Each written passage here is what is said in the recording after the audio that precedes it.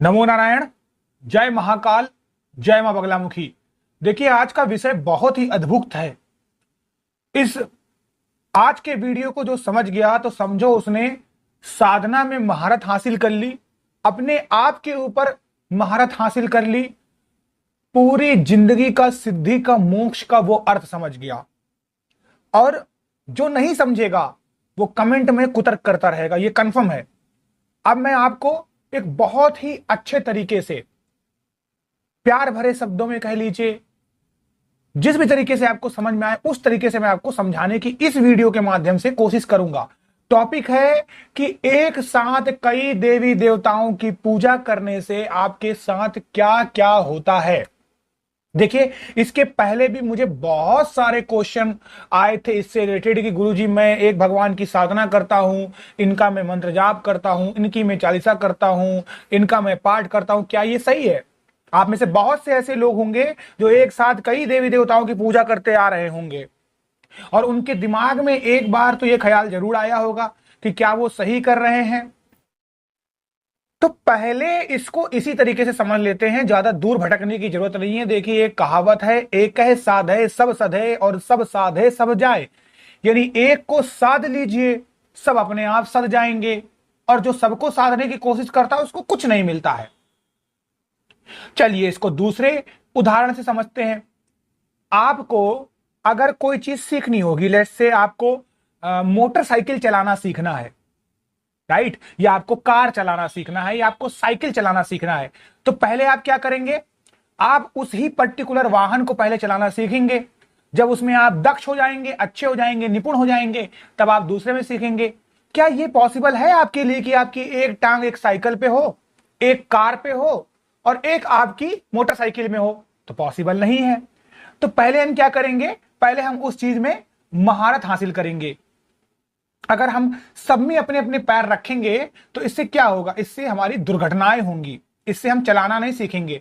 तो यही जो बात होती है, यह साबित होती है, यह बात ये बताती है कि आपको पहले एक पर पूरा अभ्यास करना चाहिए, राइट। तो उसी प्रकार से मंत्र जाप भी है, उसी प्रकार से साधना भी है, उसी प्रकार से सिद्धि भी है, और उसी प्रकार से ईश्वर भी है।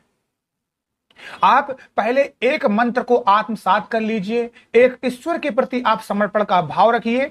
जब तक उससे आपका आमना सामना ना हो जाए, यानी आपकी आत्मा का उसकी परमात्मा से विलन ना हो जाए, यानी एकाकार ना हो जाए, तब तक आपकी साधना भी अधूरी है, आपकी पूजा भी अधूरी है, आपकी सिद्धि भी अधूरी है।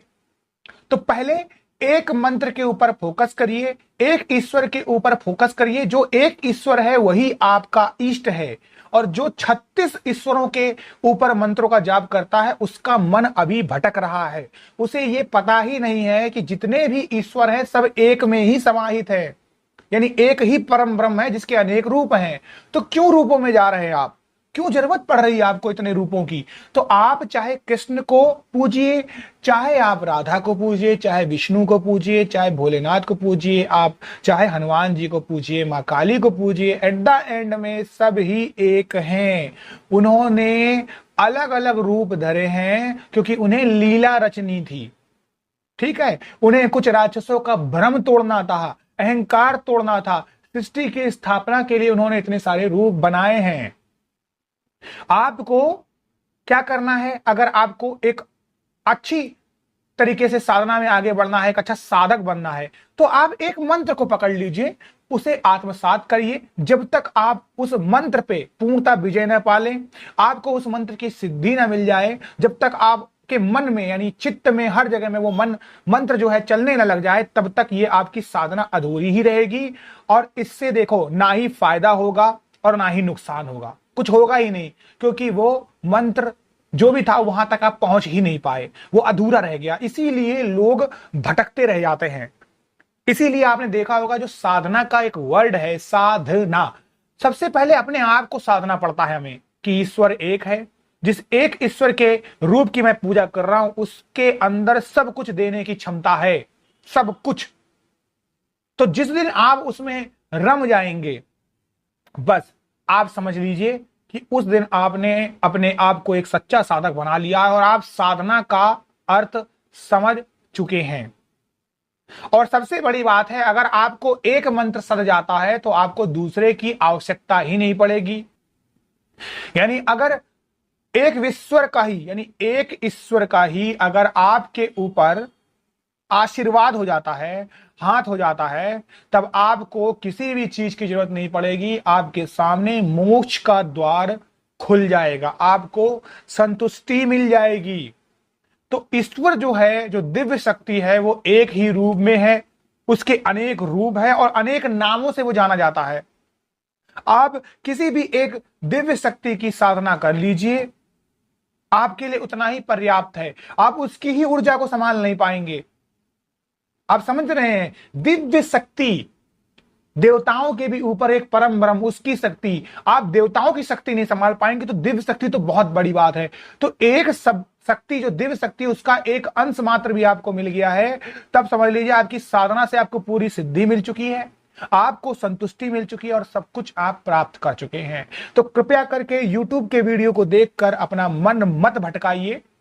ऐसा नहीं है कि आप हर ईश्वर को पूज नहीं सकते हैं। कृपया पहले इस YouTube के वीडियो के जो मैं बना रहा हूं, इसके तर्क को समझिए। आप हर ईश्वर को पूजने के लिए योग्य हैं, सक्षम हैं, फ्री हैं, स्वतंत्र हैं, लेकिन पहले एक को प्राप्त करिए, एक मंत्र पे विजय प्राप्त करिए, क्योंकि उस ईश्वर का एक ही मंत्र है, चाहे वो बीज मंत्र हो, चाहे वो वैदिक मंत्र हो, चाहे राम नाम का जाप हो। कुल मिला के आप नाम जाप भी करते हैं उस ईश्वर का, तब भी आप उसको प्राप्त कर लेते हैं। तो आप किसी भी रूप में अपनाएं, चाहे बीज मंत्र के रूप में, नाम जाप के रूप में, वैदिक मंत्र के रूप में, चालीसा के रूप में, चौपाई के रूप में, लेकिन आपको एक ईश्वर की भक्ति करनी है और एक का ही गुणगान करना है। जब आप उसमें विजय पा लेते हैं, उस ईश्वर का सानिध्य प्राप्त कर लेते हैं, उस मंत्र के ऊपर कंट्रोल कर लेते हैं, तब आप दूसरी साधना में बढ़ सकते हैं, दूसरे ईश्वर को भी पूज सकते हैं और दूसरे मंत्र को भी पूज सकते हैं। और इसी प्रकार से हमारी साधना भी चलती है। पहले हम साधना के छोटे छोटे लघु अनुष्ठान करते हैं, लेट्स से 21,000 का, देन फिर हम 51,000 का करते हैं, फिर हम 1 लाख का करते हैं, फिर 1,25,000 का करते हैं, फिर 2 लाख, 3 लाख, 4 लाख, 10 लाख, 1 करोड़, जितना भी आप करना चाहे, 10 करोड़, पूरी जिंदगी बिता दीजिए, आप स्वतंत्र हैं, आप कर सकते हैं। तो आप ये बात समझ जाइए कि आपको कहीं ज्यादा भटकने की जरूरत नहीं है। आप एक ईश्वर का सानिध्य प्राप्त कर लीजिए, एक पे आप बीज मंत्र पे आप उच्चारण करते रहिए, आगे बढ़ते रहिए, सब कुछ आपको मिलेगा। आप सभी लोगों का कल्याण हो और जिंदगी में यूं ही तरक्की करते रहें, अध्यात्म की ओर बढ़ते रहें। नमो नारायण। जय महाकाल, जय मां बगलामुखी।